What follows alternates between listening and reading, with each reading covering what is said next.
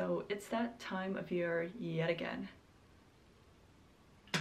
You've been on my mind lately. A lot of high school students are receiving their college decisions, or you're a student who is in the later half of your academic year. And I recently graduated from my master's program. So in reflection of that, I decided to make this video about some study tips that can be helpful if you're in high school or in grade levels above that. So in college, I majored in psychology, and actually a lot of these tips stemmed from what I learned from reviewing research in the field and then applying them to my study habits and overall life situations. So without further ado, let's get into the video. So tip number one is to address your basic needs, and this is going to be the first line of defense that you should ensure before you begin any study session. And I know this tip has been shared over and over again, but the thing is, you're going to struggle to access the remainder of the study tips. So whether it be staying hydrated, making sure you're fed, making sure that you're getting enough sleep, which I know that's going to be a challenge at times, but try your best. Also making sure that the temperature of your study area is comfortable, like making sure it's not too hot or too cold. I learned through cognitive psychology that there are 4 zones of regulation.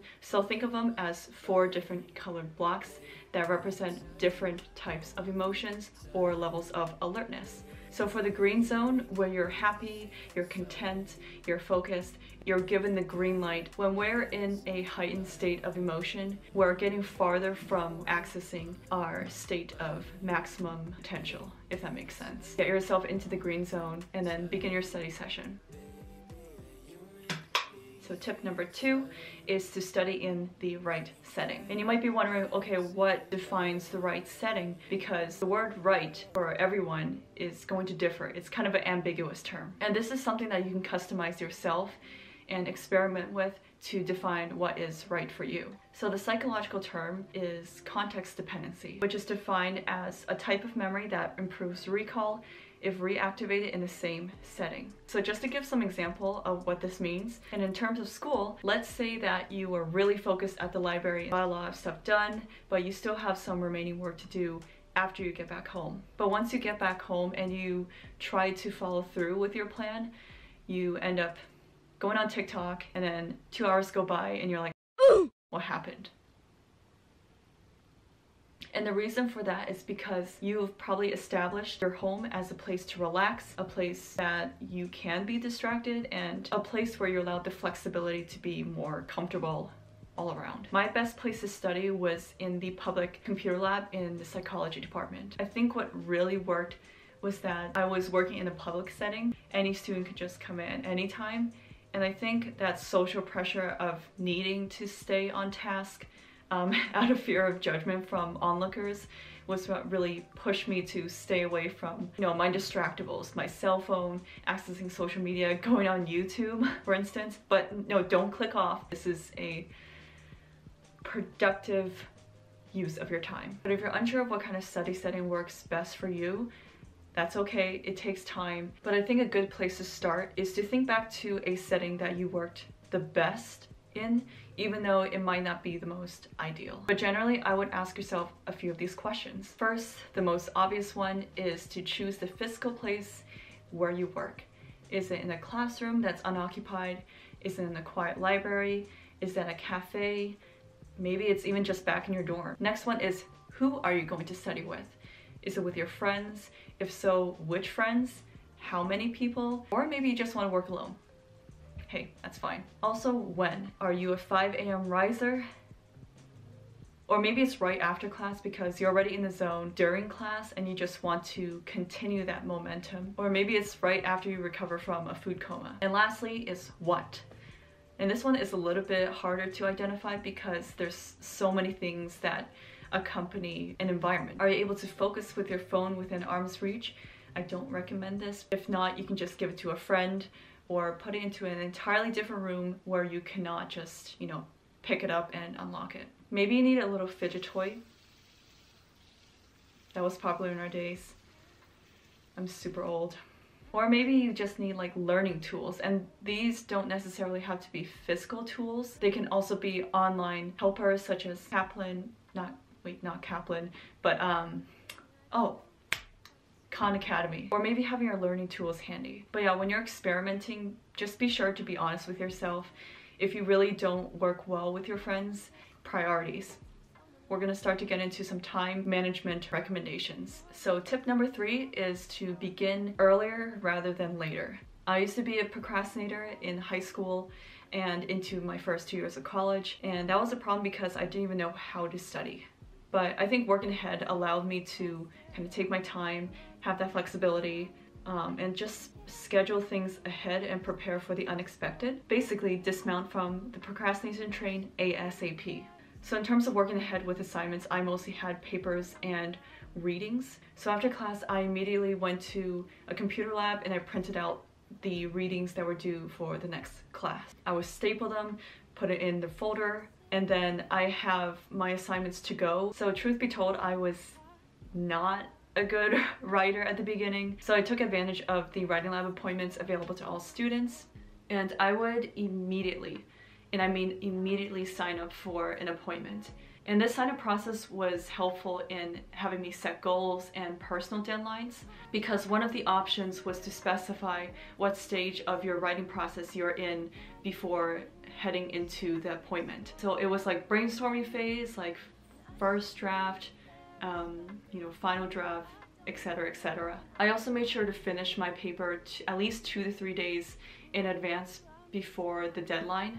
That way I can set it aside for a little bit, and then before I submit the final draft, I can look it over one more time. Sometimes I catch minor grammatical errors, or just I see a sentence that could have been more concise. So I send it off, and then I feel a little bit more confident, knowing that I did everything I could to maximize my performance. And a last note about working ahead is that things are really unpredictable. So some things may take longer than you anticipated, or some things may take shorter than anticipated.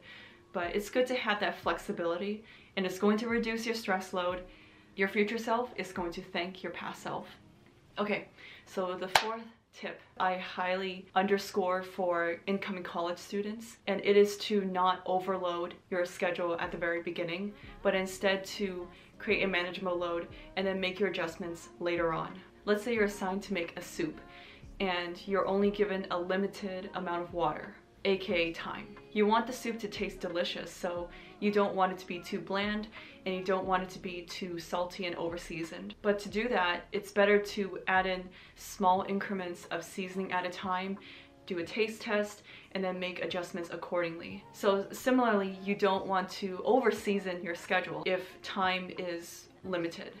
I know that when you enter a new environment, you're full of curiosity and you're really excited to explore and try the different things that are available from your school. But I suggest starting with a more manageable load, even if it means just doing your classwork and going to classes and going to labs. Even if it seems like the bare minimum, better to do something that you can put out quality for rather than overwhelming yourself and then sacrificing the quality that is not representative of your potential. Basically, do what you can handle. The time commitment per activity on your schedule can really be different from what is said on paper. So let me give you an example. Let's say you want to do this volunteering service, and on paper it says that it's expected that you contribute 5 hours per week.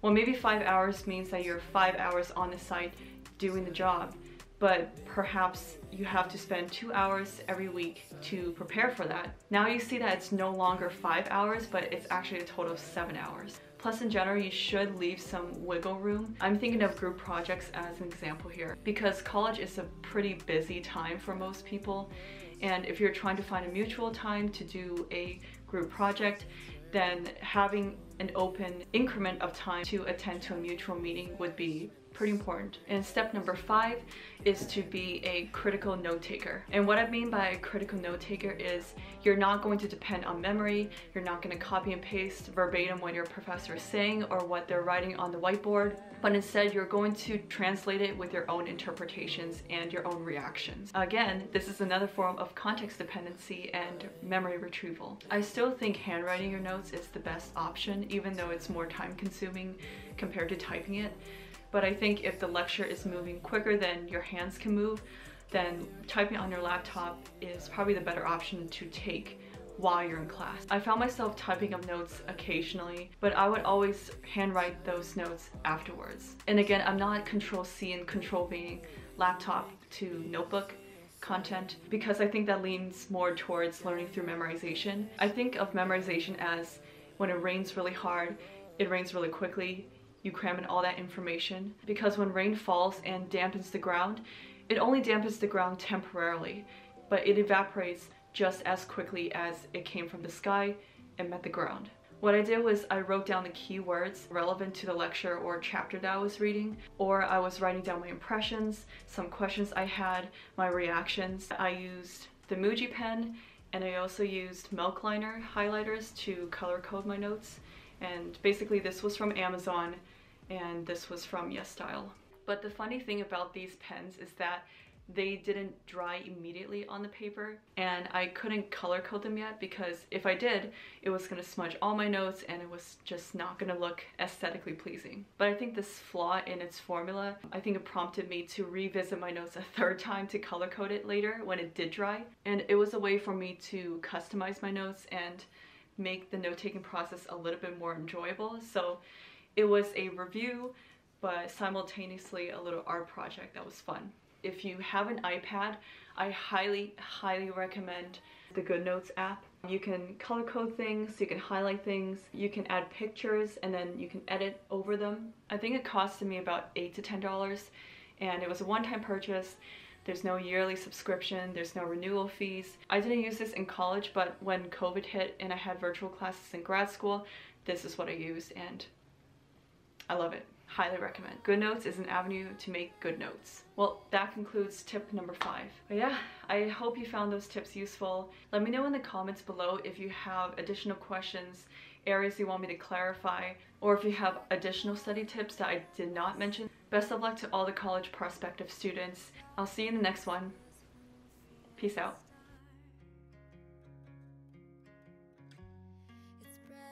To the surface, bright colors set them apart.